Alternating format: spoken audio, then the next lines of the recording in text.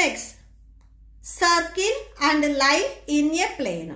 ఈ పేపర్ని మీరు ఒక ప్లేన్ అని తీసుకున్నట్లయితే మీరు ఒక సర్కిల్ అండ్ ఒక లైన్ తీసుకున్నప్పుడు సో ఈ లైన్స్ మనకి ఎన్ని టైప్స్ ఉన్నాయి అనేది ఇక్కడ మనం చెక్ చేస్తున్నాము.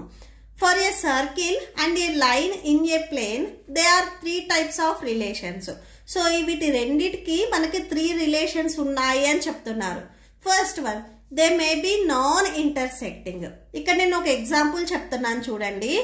ఈ పేపర్ అనేది మీరు ఒక ప్లేన్ అని తీసుకున్నట్లయితే ఒక సర్కిల్ అండ్ ఒక లైన్ తీసుకుంటున్నారు. ఇక్కడ నేను ఏబి లైన్ అండ్ ఒక సర్కిల్ తీసుకున్నాను. ఈ లైన్ అండ్ ఈ సర్కిల్ మనకి ఎక్కడ ఇంటర్సెక్ట్ అవ్వలేదు, అంటే ఎక్కడ టచ్ అవ్వలేదు. సో అలాంటప్పుడు ఈ లైన్, ఇక్కడ మనం సర్కిల్ గురించి చెప్పట్లేదు, ఈ లైన్ ని మనము నాన్ ఇంటర్సెక్టింగ్ లైన్ అంటాము. ఓకే, సో ఇది మనకి కేస్ 1. Next case 2. ఇక్కడ సేమ్ మీరు ఈ ప్లేన్ లో ఒక సర్కిల్ అండ్ ఒక లైన్ తీసుకోండి. ఇప్పుడు ఈ సర్కిల్ మీద నేను ఒక లైన్ ని డ్రా చేస్తున్నాను. సో అంటే ఏబి అనే లైన్ ఈ సర్కిల్ ని 2 points దగ్గర ఇంటర్సెక్ట్ చేసింది.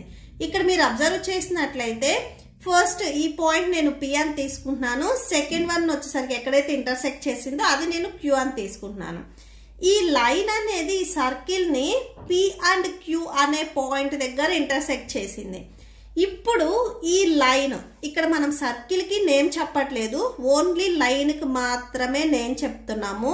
నేను ఆల్రెడీ ప్రీవియస్ గా చెప్పాను, సర్కిల్ ని ఒక లైన్ అనేది 2 points దగ్గర ఇంటర్సెక్ట్ చేస్తే దాన్ని మనము సెకండ్ అంటాము. 1 point దగ్గర సర్కిల్ కి అవుట్ సైడ్ ఓన్లీ 1 point దగ్గర ఇంటర్సెక్ట్ చేస్తే టాంజెంట్ అంటాము. 2 points దగ్గర ఇంటర్సెక్ట్ చేస్తే మనం సెకండ్ అంటాము. ఓకే, సో ఇప్పుడు ఈ లైన్ ని మనము సెకండ్ ఆఫ్ ఏ సర్కిల్ అంటాము. నెక్స్ట్ కేస్ 3 చూడండి.